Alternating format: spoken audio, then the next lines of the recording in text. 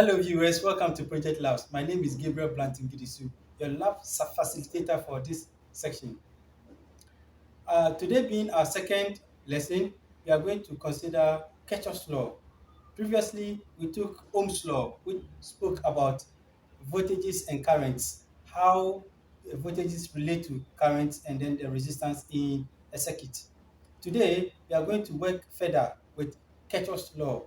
Kirchhoff is actually a German physicist who worked around the year 1845. Actually, he improved on Ohm's law and he stated two theories. The first one being the voltage law, which states that the sum of the drops or the voltage drops in a complete loop is equal to zero. We are going to consider this one first and see how we can relate to this and apply it in solving some electrical questions, and also see how to implement that physically. All right. Then we will consider the Kirchhoff's current law as well.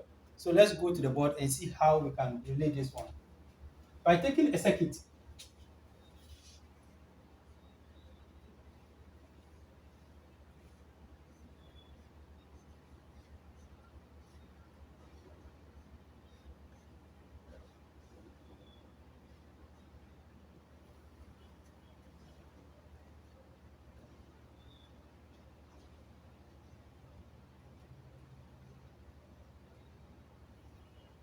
before we continue discussing what Kirchhoff stated, there are some few explanations we have to consider. Now, this circuit is a series circuit because there are two resistors in here that are connected in series. This being resistor 1 and resistor 2. A resistor introduces a drop in a circuit. When we say a drop, means that utilization of energy. It doesn't mean it is a source of energy. Actually, it's consumption of energy. So this Vs being the source of the energy or the source of the EMF supplies current through.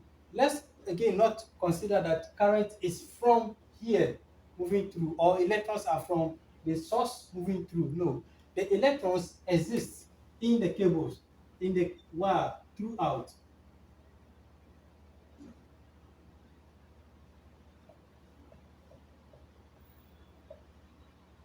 Electrons exist in the wire throughout.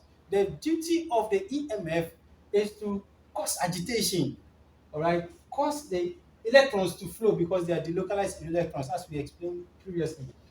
So these electrons have the tendency of flowing, all right, in the conductor. So this EMF is causing that agitation. When it causes agitation, the electrons will flow through this, right? That will be a complete circuit. This resistor has a portion of the electrons that it will consume or utilize. When it utilizes it, this section is still receiving the same current through because the pumping energy or the source of the agitation is not changing, it's the same, moving through. So current in this circuit is the same. So current in a series circuit is the same, right? The current through this resistor is the same as the current through this resistor.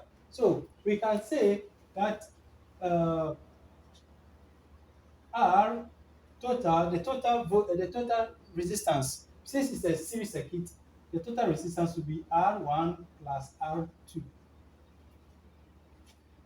Okay, if we should relate this to what George Ohm discussed, we could see that Vs, which is the source of the EMF, is equal to I IRT. IRT. Let's not forget the current is the same through the circuit. The RT is the total resistance, combination of R1 and R2. All right. We can say by changing subjects, I becomes R becomes Vs on RT. We can say I is equal to Vs on R1 plus R2. 2. Let's keep this and then come back to what Kirchhoff said. Kirchhoff said that the total drop or the sum of all the voltages in a circuit is equal to 0. The sum of all the voltages in the circuit is equal to 0. So we say Vs is the source of the voltage plus the voltage drop here, which is V1, plus the voltage drop here, which is V2, is equal to 0. In relating to Ohm's law, Vs is equal to V1 plus V2. Yes, of course, it is true. If we should sum up all the entities that utilize the energy in a complete circuit, it should be equal to the source of the energy. So if we have, let's say, a bulb here and it has an amount of energy it consumes, we have a fan here and it has an amount of energy it consumes. When we sum up these two loads, right, it should be equal to the total energy that is being supplied by this. That is what Ohms discussed. So we can say that Vs equal to V1 plus V2. Now that we say V1 is equal to IR1, so yeah, and V2 is equal to IR2. Then, if we should put it in the equation, Vs becomes IR1 plus IR2. Okay, Vs is equal to I in bracket R1 plus R2.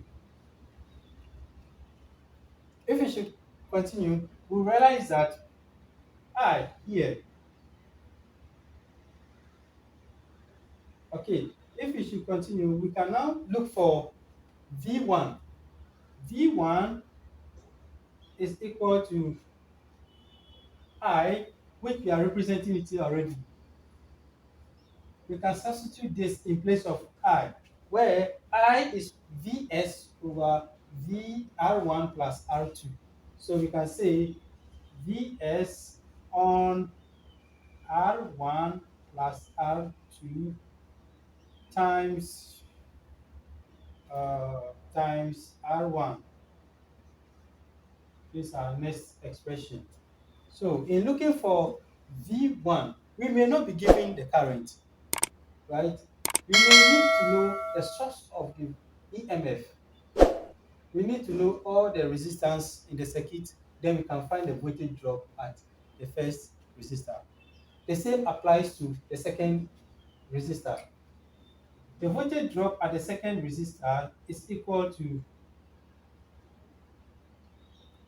the same current, which is Vs R1 plus R2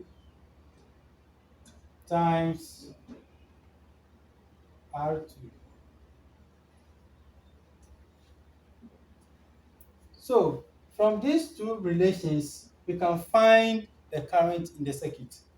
All right, and we can find the voltage drop in all the two resistors. So now let's see how we can calculate for voltage drop in some loads. Okay, and then we can also be asked to find the current in the load. We are going to take some questions right now.